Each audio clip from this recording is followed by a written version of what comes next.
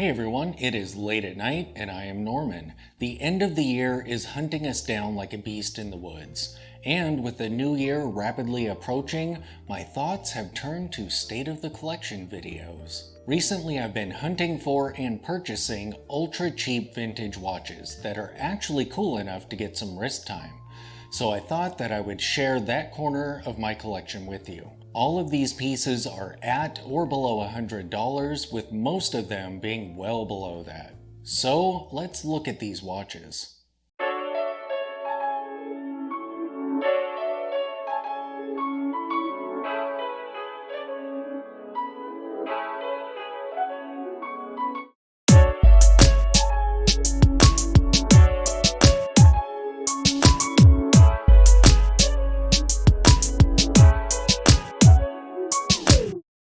The first watch I have for you tonight is the Reader's Digest watch that I reviewed quite a while ago actually. These come in at about $20 or so if you look for them on eBay, and they're surprisingly fun and cool looking. This particular one has kind of Bauhausy lugs, but if you can find them, there's a version nearly identical with nice sweeping thin lugs that look like a dress, more like a dress watch. But this looks surprisingly cool on the wrist, and they're just kind of fun. As you can see here, it's a nice vintage size. This is the strap that it came on, and it's not very well broken in. It's still pretty stiff. But it's fun to take this off the shelf every now and then and wear it for a while. Next up is the Seiko Quartz tank, and I stumbled upon these completely by accident. They just showed up in an unrelated vintage watch search. And they sell for about $20. So of course I had to give it a try. I ordered a black dial one and this blue one showed up. It didn't arrive on the Milanese. It was on a leather strap. However, it looks pretty amazing on silver. But being blue, this one doesn't get a ton of wrist time. Right after this one arrived and I found out it was blue, I went on and ordered another black dial one, and confirmed with the seller that I was going to actually get a black dial. These are surprisingly cool on the wrist. They kind of have a Cartier look to them. And they're two-hander quartzes, so they're kind of in disguise. They're just great. For that price, you get applied indices, Dauphine hands, and a little bit of a guilloche pattern on the dial. For a while, I wasn't at all interested in the light dial version of these, but once I received the black dial one, I figured why not end up with all three colors? Since I had the blue, I probably ought to get the light dial one as well. I thought this one would be a silver dial, but it's actually white. However, it's kind of cool because as you can see, there's a black frame around it, which looks pretty cool. This one also arrived on a Milanese strap or bracelet, and it's actually not terrible. I've definitely had better quality ones, but these are okay, especially for $20. I kind of like the inset sides on there. These are really cool for $20. And here is my personal favorite of the three, the black dial. That is so cool. This one actually gets some wrist time. I put it on my expensive Shell Cordovan strap, because honestly, I don't have a whole lot of 20mm lugged watches, so perfect. This wasn't being used, I'll put it on this. Look at how amazing this is on the wrist. That is so cool. For $20. And look at how thin they are. These are actually really great watches. And I just can't get over that price, $20. That is crazy. Such a great aesthetic. The last three are actually Russian watches, and they're mechanical pieces. And these are a little bit more expensive than the first three.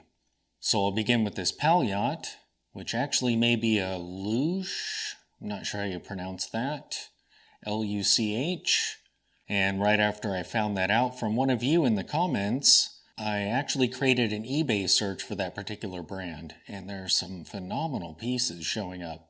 I may end up purchasing one at some point.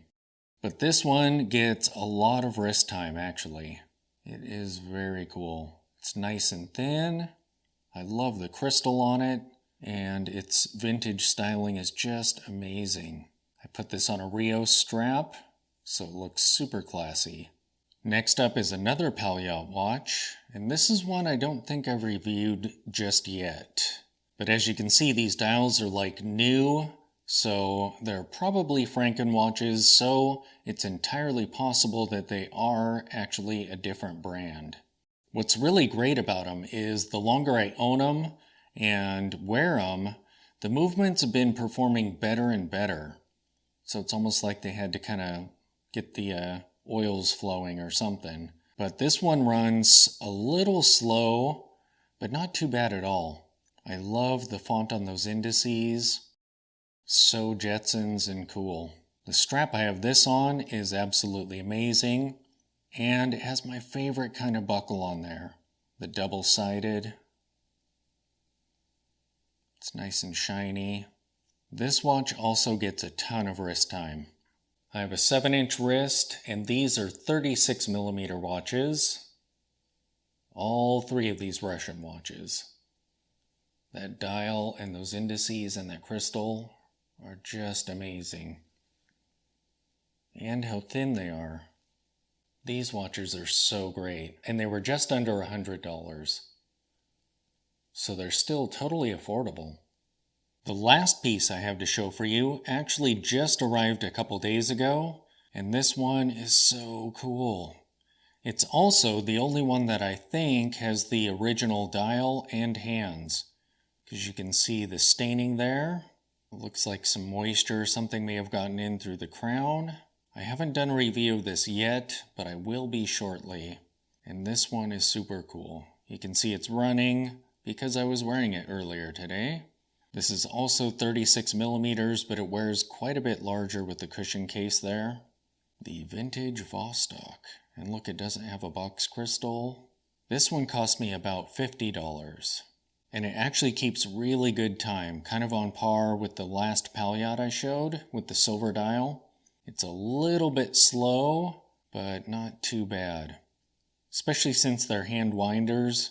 So every day you're going to be winding it, you can kind of tweak the time while you're doing that. I love the aesthetic of this watch. I mean, just look at that. It is so cool to look down and see this thing on my wrist because it just looks brilliant. For $50, that is not bad at all. I have this on a Shell Cordovan strap, one of my Rioses, I believe. So it's really encouraging to know that if you're hunting long enough and just kind of looking around often enough, all of these were on eBay. So just every now and then when I'm not doing anything, I'll go through my lists and see what shows up. And you can find some really cool pieces for not a whole lot of money. And they look great enough and perform well enough to get some wrist time. Look at that font. So much fun. So there you have it, my super cheap vintage watches that are cool enough to actually get some wrist time. Thanks for watching.